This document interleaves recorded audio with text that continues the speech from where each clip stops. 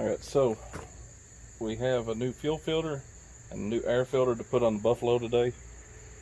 Go ahead, before you put your fuel in and make a mess, go ahead and put in the date. I always put my name, who did it. In my case, mileage isn't the thing, because I don't have an odometer at the moment, so it's been over a year since this has been changed, so that's where the date comes in, just as a reminder. You need clean fuel for this, and what you want to do is go ahead and pre-fill your filter all the way to the top, and that way that you don't have to experience air intrusion up at the filter head whenever you put this in. Now the best way to do this is pour it right down the center like I'm doing and let it sit, and it'll settle down. You'll see it settle inside just like that. And what you're wanting is you want this fuel level as high as possible, because that means less air inside of the filter itself. So we'll pour just a tad more in that.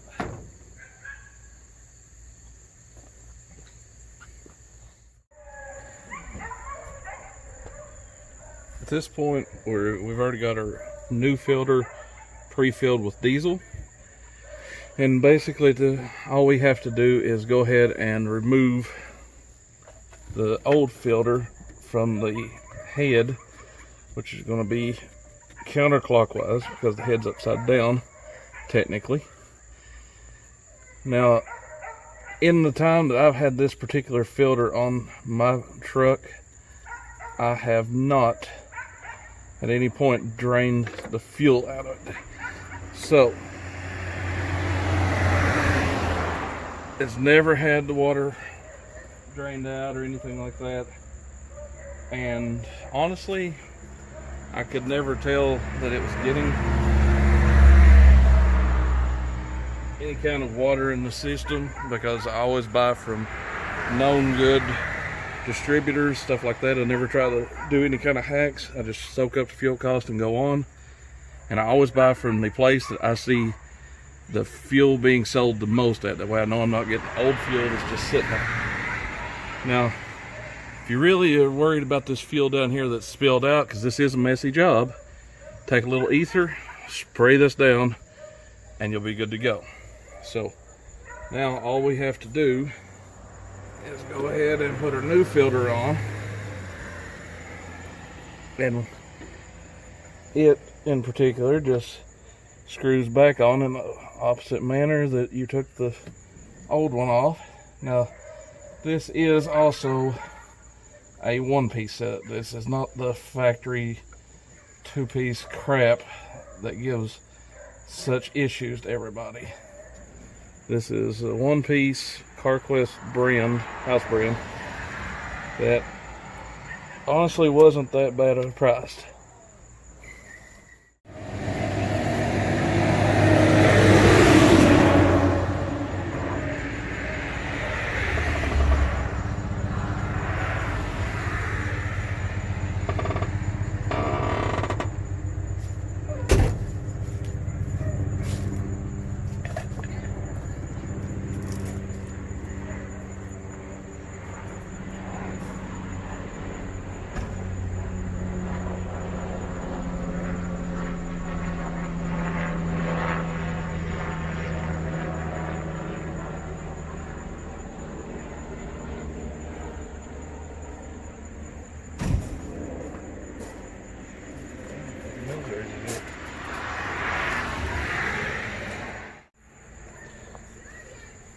Alright, so at this point, a little cleanup. So your starting fluid of any type. Contrary to popular belief, I do not keep this in the truck to start it. I keep it to clean things. So what we're going to do is just give it a little spritz, get all that old fluid, fuel off of there.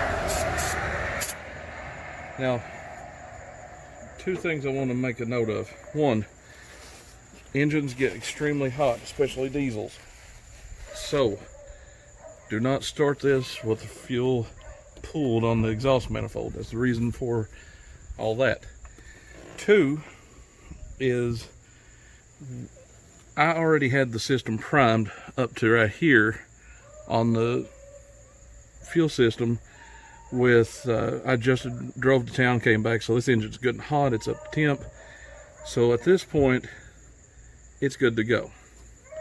That's another reason for the whole, make sure you got enough fuel in the filter and stuff, because it leaves a little air gap that if you prime it as much as possible, it'll stutter for a second, but it'll start right up.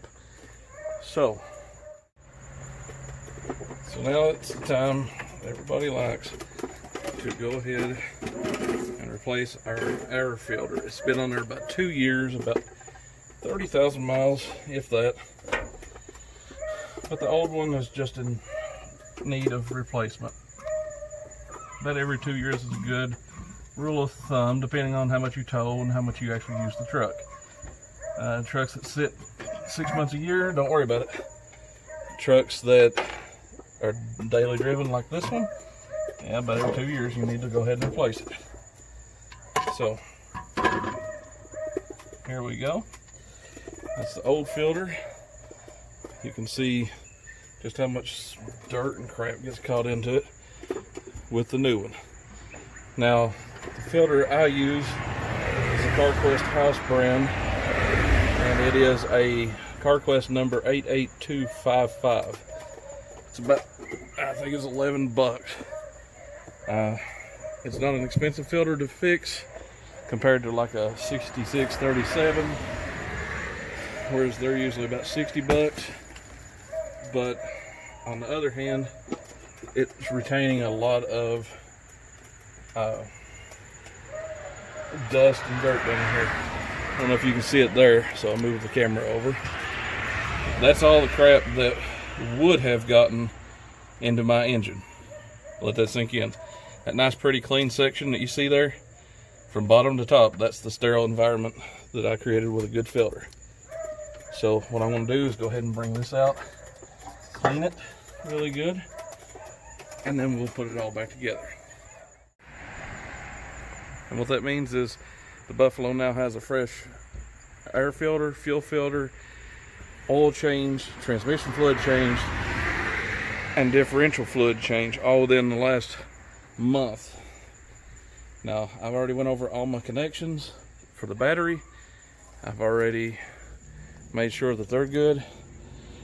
Got everything out of the way as far as paper towels and stuff. That's my cleanup now, but I do the wiggle test. If I can wiggle it, it's not making a good connection like this. Just tighten it up a tad, it'll be all right.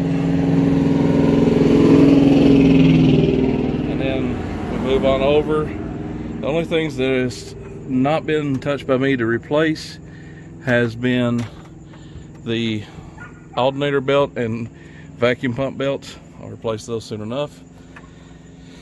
We'll go over here, wiggle test on this stuff, nothing, and we're done. The Buffalo is completely main. Just want to point out that this is the old fuel filter.